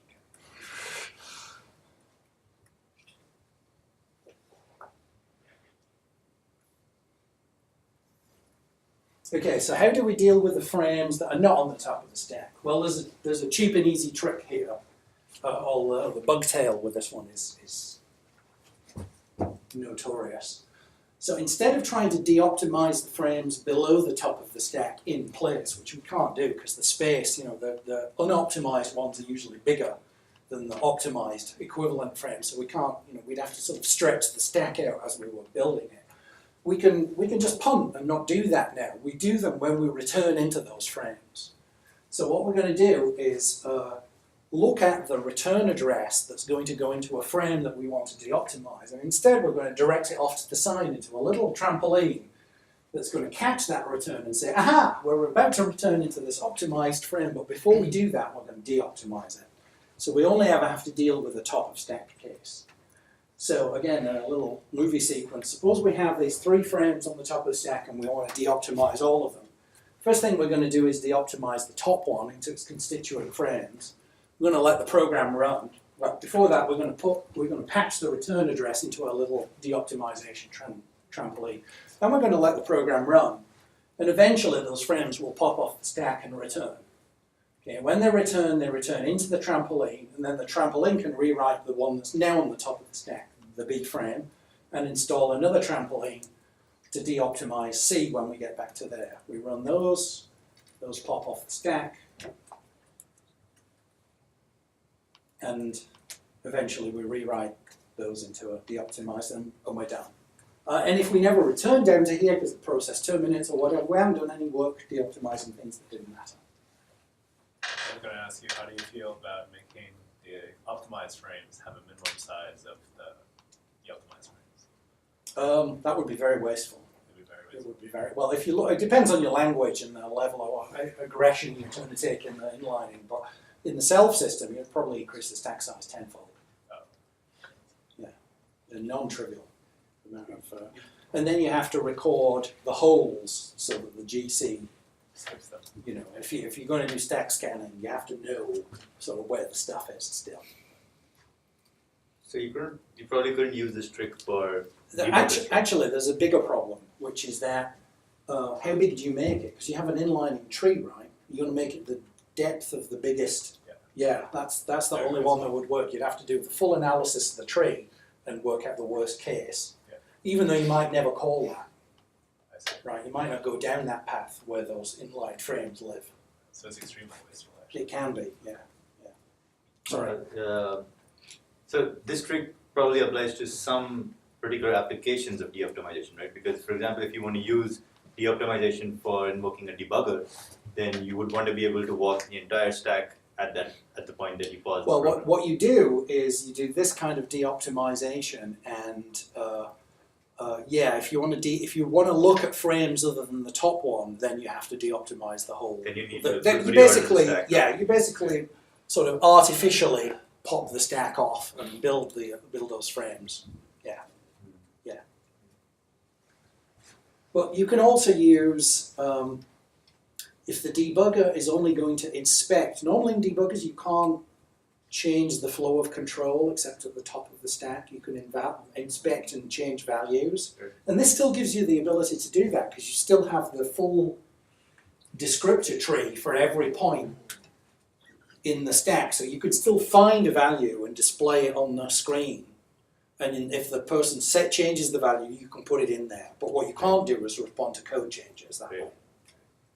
So normally if you look in systems that do this, when you change the code deep in the stack, then it has this delayed effect on the stack frame. Yes. Question. So when I run my Java programs in debug mode, they run about 2 or 3 times slower. Do you know what might be causing that then? When you say debug mode, you mean what precisely? I guess I click the debug button on my IDE. Okay.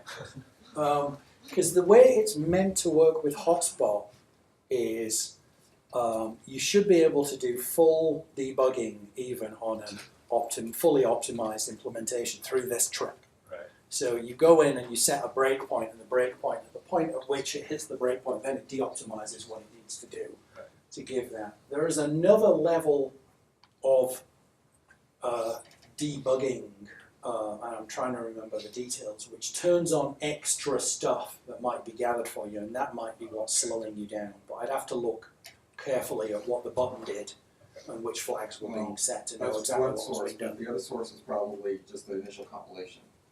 You might have also done several optimizations initially before it even got into the runtime system. And if you want to debugging, you want like line by line stuff, then it's possible that they have to freeze those optimizations. Well, that's the whole point of this, that you don't have to. Right, but what about all your initial compilation? Well, if Like you when you went from source to bytecode. it doesn't usually do anything with bytecodes. From source to bytecode never does optimizations? It doesn't attempt to undo those when you start running debugging, because there are none that are transformative in the way that you lose anything. Right, but There used to be, if you look back at the early version of the JDK, there was a -O option which would do things like inline, final, setters and getters. But the problem with that is when you change one of those things now, it's inlined, in the bytecode. And so you'd have to do this on the bytecode then. And so they took that out after a couple of versions. I don't think there's anything now in the bytecode. Not on the Oracle one anyway. I don't know whether propagation or anything else like that. I don't think so. Not in the bytecode. No, from the compiler to the bytecode. Sorry, from the Java to the bytecode. There should be optimization. Shh, don't think so. Don't think so. Don't Java programs that run debug mode also have to listen on a particular port for messages and keep publishing Yeah, so events when through you start well, so if you start the thing up with a debugger attached, there's a separate agent that starts up that listens for the debugging, but that shouldn't affect the performance of the other threads. If you turn on some of the monitoring options in the debug interface, like for example you want to profile allocations, well then all your allocations are going to get de-optimized into things which are countable, right? It's not going to generate the profiling code in line to do all of that. So if you turn on a lot of observation, then it gets a lot slower, but that's sort of what you'd expect. Maybe it gets more slow than you would like, but you're going to pay a price there one way or the other. But if all you're doing is setting a breakpoint, it should run at full speed up to the breakpoint.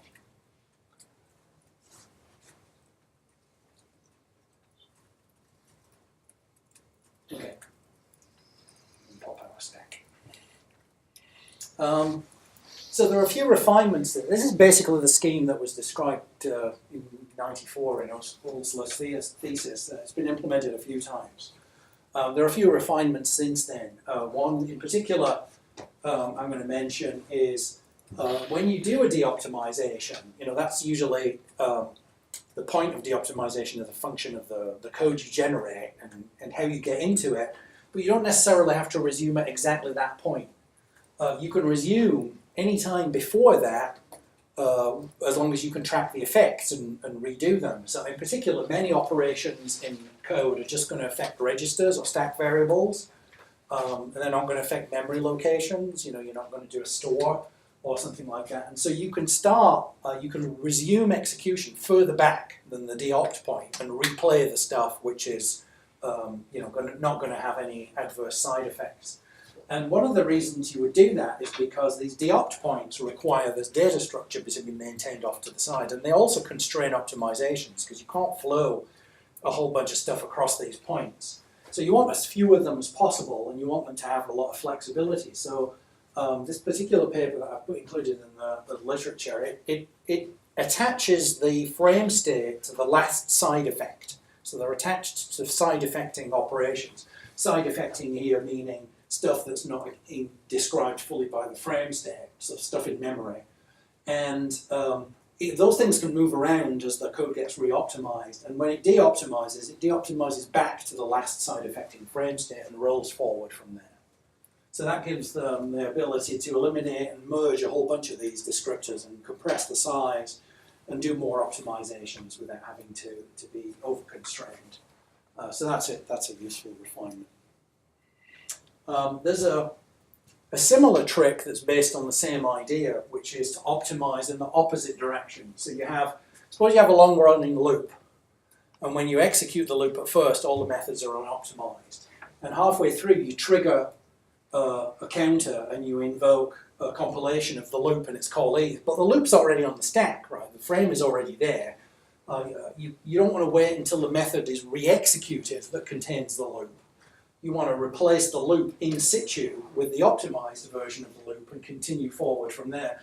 And that's kind of the same thing but in the other direction. You're going from unoptimized frames to an optimized frame, and you're pulling all of the state out of the unoptimized frames and stuffing it into the optimized one at the program counter that corresponds to the place where you did the recompilation and you suspended the frame. So it's sort of the same thing but in reverse with the frames, but the technology is exactly the same, so it's a fairly straightforward extension. This is called on-stack replacement. It means that when you run particularly a long-running micro-benchmark, that the benchmark is optimized as it's running rather than waiting until the next execution of the benchmark, because usually micro-benchmark is just a loop with a handful of small operations in. And if you waited to run until the loop ran again, the benchmark would be over. So that was the original motivation. But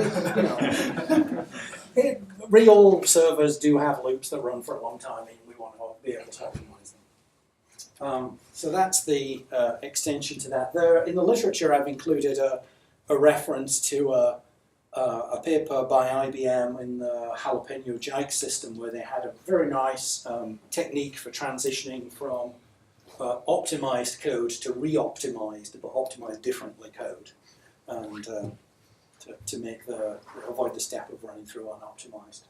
Yes. So going from unoptimized code to optimized code also happens when you just call a function, right? Yeah, so when you call, you find whatever, you use whatever lookup technique you've got, whether it's an inline cache or a global lookup or whatever, and you find what's considered to be the current version of the code, and that might be an optimized version, yes. Oh, I see. Well, that's the easy one to handle because, you can redirect that link to anything you like as it gets recompiled. The difficult case is when the code is already on the stack and executing. Okay. And that's where you need the on-stack replacement to replace the frame with the optimized frame. Okay. So the last thing I want to cover is some of the mechanics that have to go behind all of this to make it work. One of the things we're doing here is we're taking end methods and we're deciding, okay, we don't want to use that anymore. It's somehow invalid because one of the assumptions it made during compilation is wrong. So we want to get out of it and make sure we don't call it again. And so we have to do a bunch of work to make that happen. The first thing is you want to find all the places that it's referenced and retarget those references to the newer version of the method or to a stub that invokes the compiler or invokes lookup or whatever to find that version of the method. The easy examples are global lookup tables because those are easy to navigate based on the name of the method and the type to find the pointer. Inline caches and picks are going to be prolific. There are going to be a lot of them in the system, and you don't want to search through them all. You want to find the ones exactly that reference the end method you're flushing. You may also have references from the count stubs that I showed in the earlier slides. Those will have calls to the... And if you've optimized away the virtual dispatch, you might have direct calls from one method to another in some states. So you have to find all of these things and patch them to call the other thing or to call up a lookup. And so another component of the VM is going to be a dependency maintenance mechanism that tracks all of these things. So for any particular end method, you want a list of all of the things that you have to change when that thing gets invalidated, when you're going to flush it.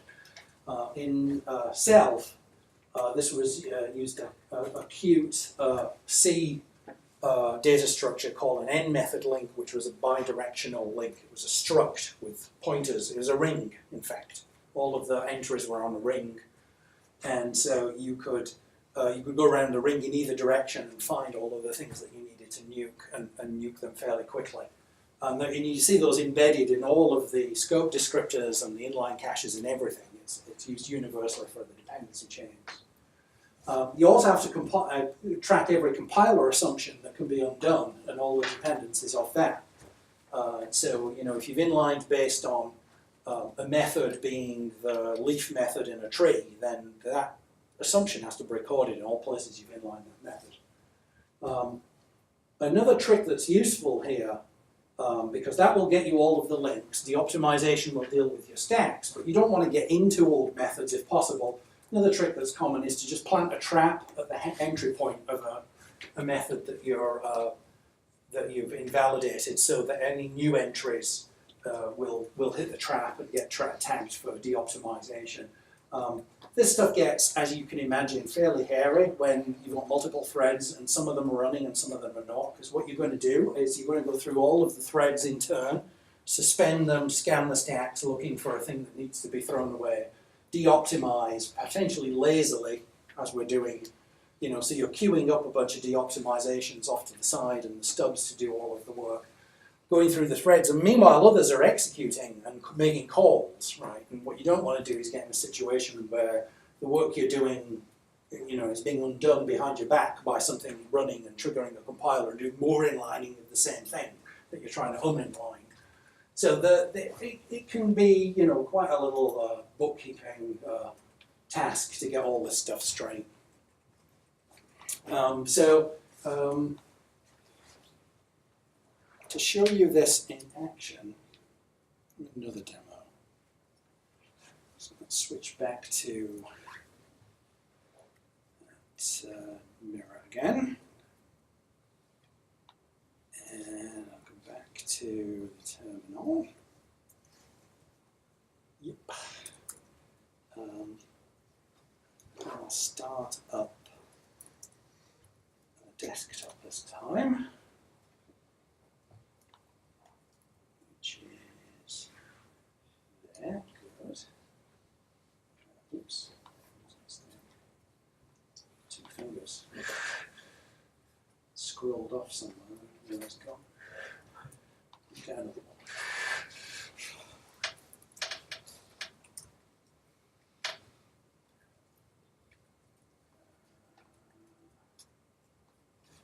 That's it. Okay, and I'm going to turn on the spy, which is this little window into the inner workings. So you remember I showed you this when we were doing the GC. Here's the heap and the generational collector doing its thing, doing its scavengers. Off to the side here, I didn't point out this last time, this is the code cache. In itself it's called the zone. And so this block here is the area where compiled code lives. At this end, the non-inline code grows from this end. At this end, there's this. In fact, this is a lie. They don't really grow towards each other. They're intermingled. This is just the graphic depiction of the amounts. So this is the inlined code. This is the unoptimized code. Here's the space for the polymorphic inline caches and the other stubs. And then there's spaces for the dependency chains and the debug info. And you can see we've got some stuff there. And as I run, we should be able to get more of it as it compiles more. I do random things. What random thing can I do to generate some code? Let's open a factory. Add a million numbers. There we go. So there's, sorry, what was that? Add a million numbers. Add a million. Well, that's only just going to make, you know, one method. This, however, has a whole bunch of classes in it, so that hopefully should have given us a reasonable amount of code after that. That's still not a huge amount. Okay, now, remember I talked about dependencies and inlining, so let's get a number 3, and let's find where it implements plus. So in here we're going to search for plus.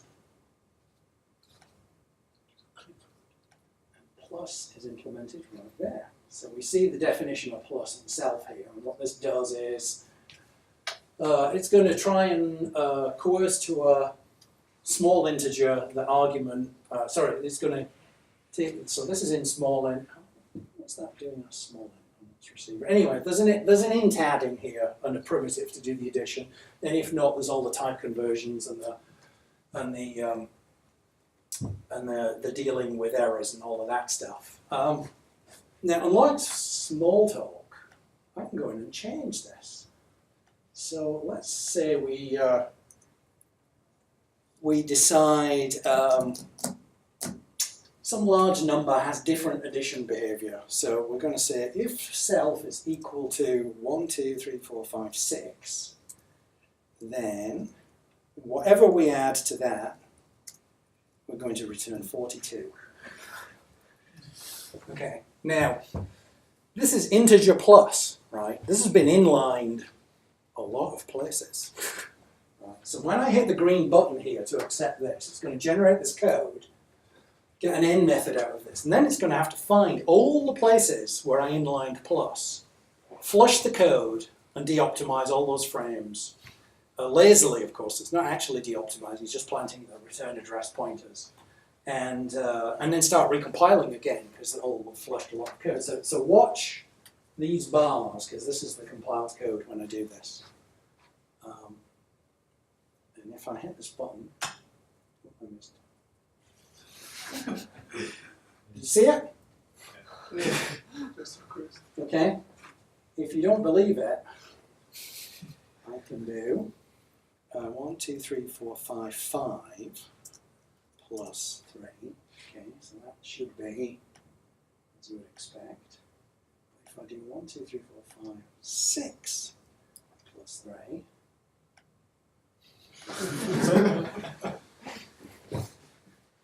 So everywhere in the system that's doing integer arithmetic now is compiled in a special case for 1, 2, 3, 4, 5, 6. Can we change the definition of 0? Can we change? The definition of plusing 0? Yeah, sure. It will not do well. I picked an integer that deliberately I think is unlikely to be in active use. Yeah, I'll break it if you like. I mean, that's fine. If we change that to 0, so anything plus 0, or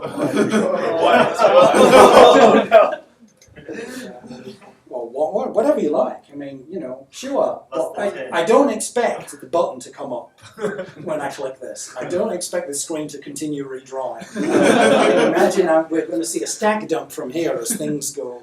Either that or very strange graphics. So. Dead. Dead. So 1, 2, 3, 4, 6 is 5. But it never actually happened in real life. Well, you can look at the stack and see what happens. Okay. All right. This was about the case. Just A terrible bug to hide in your code. One day, somebody is going to be pulling their hair out. Okay, so that's kind of all of the pieces. Hopefully you've got a kind of this coherent picture now of how these systems work. I mean, there's a lot of detail, and it would have been nice if you had, you know, a year of labs to build one of these. I was actually hoping we might be able to get to building a simple de-optimizer, but it didn't happen in the end. But you've kind of got this picture now of how you gather. You know, you do a simple compile or an interpretation, you gather data, you've seen the mechanisms for gathering data. Once you've gathered the data and the counters trip, now you have a framework for figuring out how to compile and what to compile and how to make optimization decisions based on the history of the system and how to generate good code. And if you make a mistake in generating code in that you assume something that turns out not to be true, you've also got a way of backing out of that. And so what we'll do in a couple of weeks is we'll start looking at a system developed by my group at Oracle Labs, which kind of packages all this stuff up in one framework that you can reuse. So you can reuse the pieces without actually knowing how to and having to deal with implementation of any of the individual components. And you can implement a language on top of the system using all these techniques. So the last exercise is going to be a Feeney implementation in that system using all this stuff, and I'll explain some of that in a couple of weeks' time. I should give a caveat as to what we've lost. What we've lost in all of this is, en route to our good peak performance through good compiled code, it's pretty hard to know how anything is going to behave, right? Because in the middle, you're going to get some very strange mixed of unoptimized and optimized code and optimization decisions that have to get undone as the program evolves, etc. And so it's very hard to know how fast anything is going to run anymore in a system like this. You know, if you write a small loop and it's a good compiler, you'll know you'll get good code. But in a big system with a lot of code, it's really hard to understand where the performance is going to be. Luckily, our machines all run at gigahertz and not megahertz, and so most of this stuff is hidden under the covers by the performance of the system. The fact that when that was first demonstrated, that trick of redoing the integer plus, there was a pause of about 5 seconds. It went and recompiled, enough to get going again. Now it's like a blink of an eye, right? You're doing the same amount of compilation, but it's probably 100 times faster than it was 20 years ago. Okay, so to make this all work properly, there's implement the mechanisms, but then there's all the engineering to sort of tweak the heuristics and make sure that the system is relatively stable in the face of changes. In the early self system, the very first one prior to this feedback technique used all the optimization techniques, but the compiler was open loop. It would see a piece of code and it says, I know what to do with that, and go off and compile and compile and compile and compile and compile. And sometimes it would do great, and sometimes it was hopeless, and you could never tell which you were going to get unless you were running a benchmark, in which case it was great. But anything, as soon as you strayed off the benchmarks, the performance was all over the place, and the compile pauses were, you know, just staggeringly long sometimes, like minutes sometimes of compilation. So the feedback technique has given a way of grounding that out and stabilizing things, but at this cost of predictability, because we've got this kind of Heisenbergian system right now. The stuff you don't run never gets compiled. The stuff you do run, if you look at it a lot, I'm curious, you know, what this code does. I'll stick it in a loop and run it 1,000,000 times. Well, the performance is fantastic because it ran 1,000,000 times and the compiler, you know, really optimized it. But if it's in between those, how do you know what you're going to get? It's very, very hard. And so, hard to know. That's what we've lost. That is it for today. Next week we'll have Lars back here from Denmark. He's the architect of a bunch of VMs of great commercial significance. He was the one who initiated Hotspot, and Google V8, and Dart. He'll be talking next week about Dart, and we'll have a Q&A with him on anything you like. So I'll post a call for questions on Piazza. And the week after that, Carl Friedrich Boltz is going to Skype in from Germany. He's the lead implementer on the PyPy meta tracing system. Now, not only do you not know what meta tracing is, we haven't talked about tracing yet, so there'll be a reading assignment about tracing coming up to give you some background for that. And we'll talk about, yet to come in the few weeks we've got left, is a discussion of meta-circular VMs, which is an attempt to write all this stuff in a higher level language and make it easier, because kind of, you know, as you've seen by now, there's a certain amount of rocket science in making this stuff all work. So we want to try and take that out. That was the first attempt, doing it in a higher level language. And then we'll look at truffle and Graal, which are the sort of the current state of the art of that in my group, and we'll have an exercise around that. And perhaps have another look at some of the issues that get introduced into all of this when you go concurrent and you have multiple threads, because there's a whole bunch of, it's more like a laundry list of problems than solutions, because you know, the solutions are just sort of obvious. Okay, that's it for today. Thank you.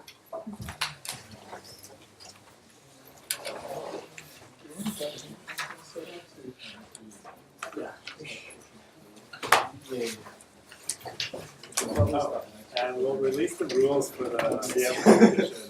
We should get, yeah, so we're gonna, I'm gonna give the JC book as a prize and any other knickknacks I can find in looking in Oracle's marketing closet.